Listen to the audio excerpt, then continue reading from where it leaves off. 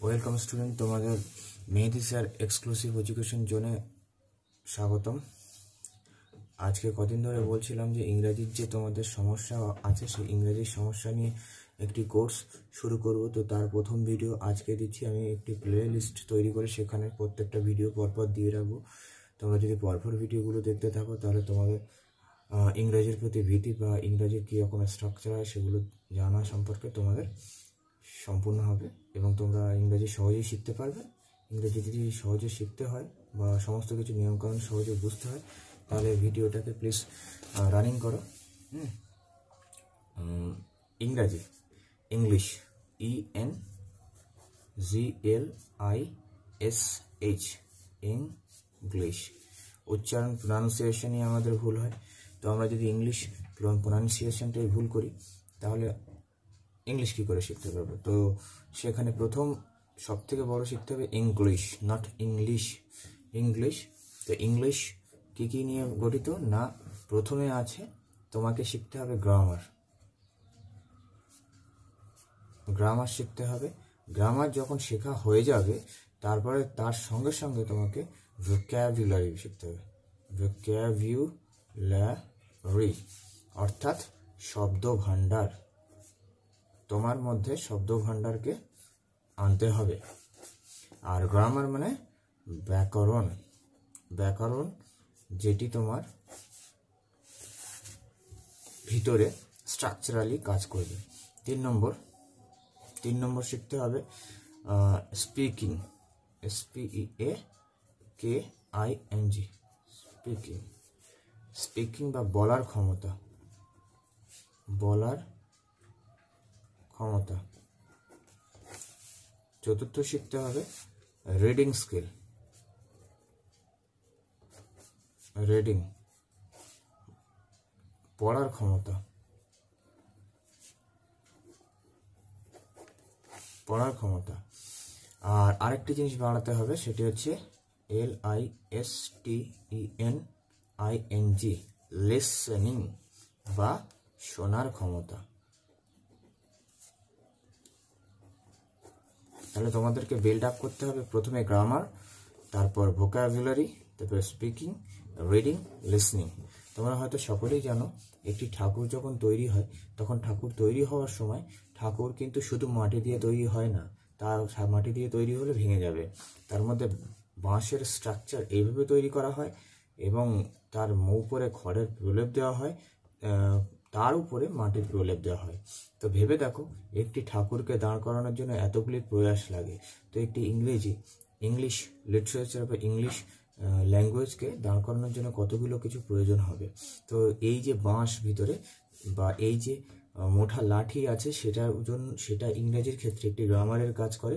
আর এর গায়েতে যে মাটি বা খড়ের ব্যবস্থাটা করা হয় সেটা ভোক্যাবুলারি কাজ করে।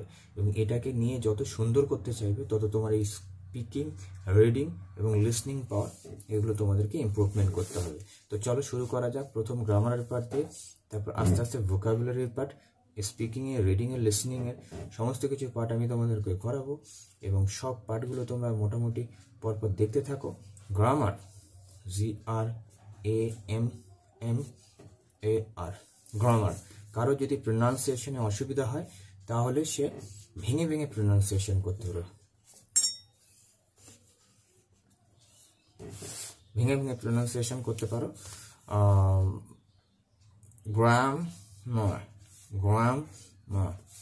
ওকে, গ্রামারের প্রথম জিনিসটা হচ্ছে প্রথম আসবে লেটার, LETTER, লেটার। আর এটাকে আরেকটা কথা বলে অ্যালফাবেট, লেটার অথবা অ্যালফাবেট। লেটার অথবা অ্যালফাবেট মানে হচ্ছে বর্ণ, বাংলায় আমরা যাকে বর্ণ বলি, অর্থাৎ ABCD.Z, A to Z, 26th alphabet or letters.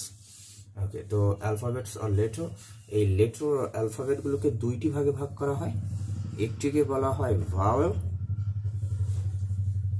অন্যটিকে বলা হয় কনসোনেন্ট, কনসোনেন্ট। ভাওয়েল মানে স্বরবর্ণ, কনসোনেন্ট মানে ব্যঞ্জন বর্ণ। স্বরবর্ণ, ব্যঞ্জন বর্ণ, এগুলি জানা খুবই প্রয়োজন এই কারণের জন্য, কারণ তোমার প্রথম থেকে স্ট্রাকচার যদি কারোর মধ্যে না থাকে তাহলে সে কিন্তু পারবে না। আর যদি প্রথম থেকে স্ট্রাকচার সেন্সটা তার প্রথম থেকে বিল্ড আপ হয় তাহলে সে সব কিছুই পারবে। এবার এই স্বরবর্ণ আর এই ব্যঞ্জন বর্ণ দুটি মিলিত হয়ে যা রূপদান করে, যেটা তৈরি করে, সেটা হচ্ছে ওয়ার্ড অথবা শব্দ। ওয়ার্ড অথবা শব্দ। আচ্ছা, এখানে বুঝতে হবে শব্দ তৈরি করতে হবে। এক্সাম্পল ইজি, ইজি মানে এক্সাম্পল। আচ্ছা, স্বরবর্ণ example A, E, I, O, U, এই 5টি স্বরবর্ণ আছে। বাকি অন্যগুলি এক্সাম্পল এখানে বি, সি, ডি এটসেট্রা। 26টির মধ্যে 21টি হচ্ছে ব্যঞ্জন বর্ণ। আর ওয়ার্ডের এক্সাম্পল হচ্ছে D, O, G, dog. D হচ্ছে কনসোনেন্ট, জি হচ্ছে ভাওয়েল, জি হচ্ছে কনসোনেন্ট।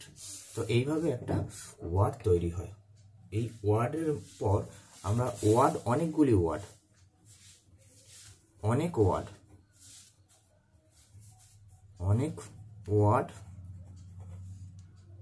ওয়ার্ডস যখন তৈরি হয় তখন তাকে বলি আমরা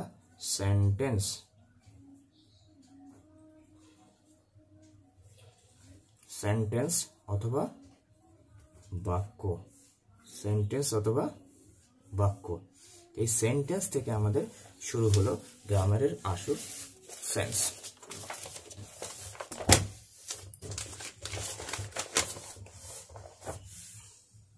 ভালো করে বন্ধুরা দেখো,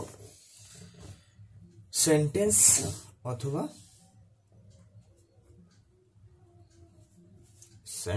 অথবা বাক্য। এই সেন্টেন্স অথবা বাক্যের মধ্যে অনেক শব্দ থাকে। এই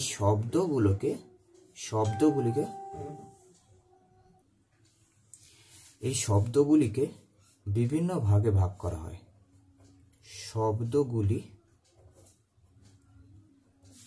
শব্দগুলি বিভিন্ন প্রকারের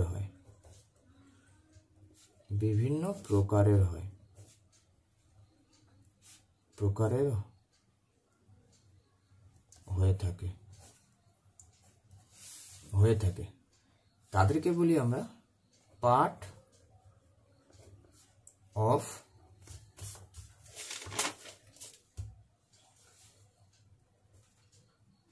speech. Parts of speech. Parts মানে অংশ, অফ মানে এর অথবা র, দুটোই মানে হতে পারে। আর স্পিচ মানে বক্তব্য।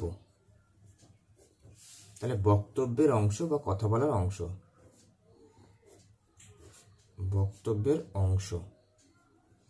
এই বক্তব্যটা মাথায় রাখতে হবে, এটাই কিন্তু সেন্টেন্স। এই যে বক্তব্যটা কথা বলছি সেটাই সেন্টেন্স। আর তার অংশকে আমরা বলছি পার্টস অফ স্পিচ। এর পার্টস অফ স্পিচ 8টি ভাগে বিভক্ত। প্রথম তিনটি ভাগে এই যে প্রথম ভাগে যে 3জন আছে তারা একই বংশজাত। তারপরে ফের 4 এবং 5 নম্বরে যে 2জন আছে তারাও একই বংশজাত। কি হচ্ছে একটুখানি জাস্ট খেয়াল করলে বুঝতে পারবে। আর 6, 7, 8 এরা 3জন একই বংশজাত।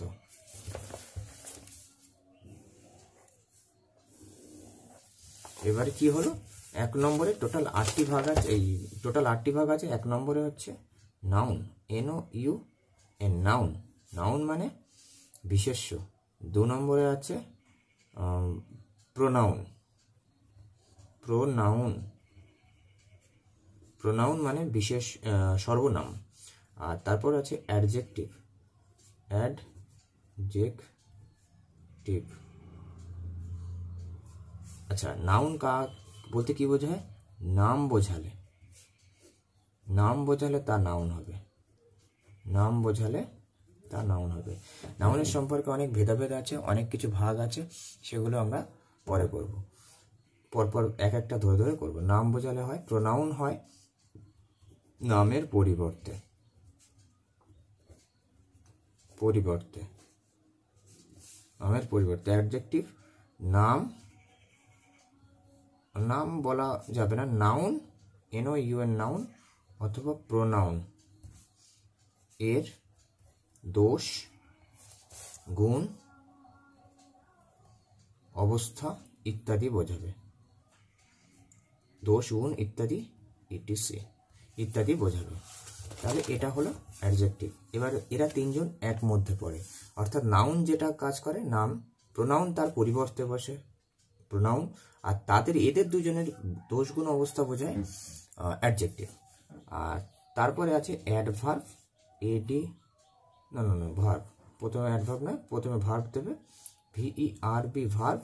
ভার্ব মানে ক্রিয়া, ভার্ব মানে ক্রিয়া, আর অ্যাডভার্ব মানে ক্রিয়া বিশেষণ। অ্যাডভার্ব, অ্যাডভার্ব, ভার্ব মানে কাজ করা, ক্রিয়া, কাজ করা বোঝাবে।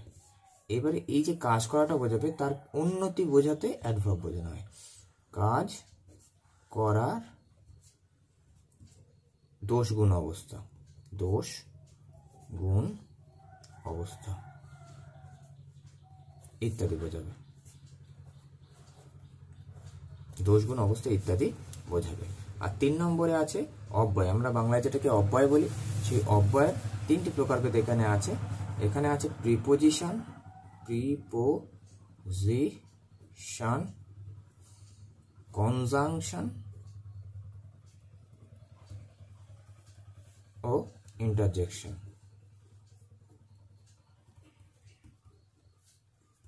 ইন্টারজেকশন তো প্রিপোজিশন, কনজাংশন, ইন্টারজেকশন। ইন্টারজেকশন বিস্ময় সূচক, বিস্ময় সূচক মানে কি?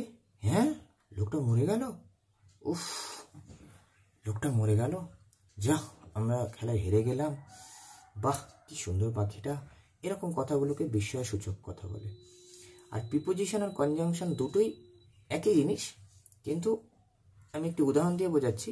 এপারে যদি একটি মস্ত বড় গ্রাম থাকে, মাঝখান দিয়ে একটি নদী বয়ে যায়, সেই নদীর এপারে একটি গ্রাম আছে আর ওপারে মস্ত একটি গ্রাম আছে, তাহলে এই গ্রামের সঙ্গে এই নদীর, এই গ্রামের সঙ্গে এই বাড়িটির এপাশের একটি বাড়ির সঙ্গে এপাশের গ্রামের যোগ করতে গেলে তাকে প্রিপোজিশন বলে।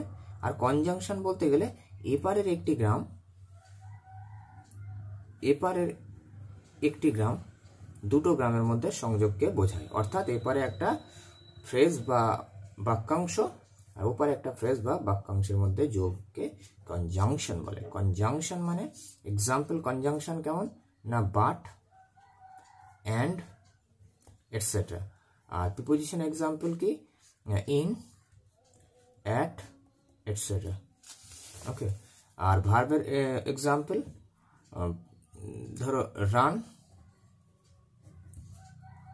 আর অ্যাডভার্বের এক্সাম্পল কি না, ফাস্টলি, FASTLY, ফাস্টলি। ফাস্টলি মানে দ্রুতভাবে। নাম বলতে ধরো আমি একটা বোঝালাম রাম, রাম, আর এর পরিবর্তে হি। আর অ্যাডজেক্টিভ হচ্ছে রাম ইজ টল, TALL, টল মানে লম্বা। তাহলে রাম হচ্ছে লম্বা, এই টলটা হচ্ছে তার দোষগুণ অবস্থা। তাহলে এটি হচ্ছে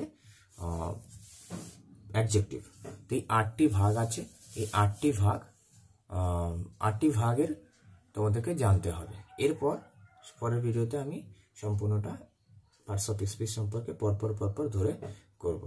তো সুস্থ থেকো, ভালো থেকো, ধন্যবাদ।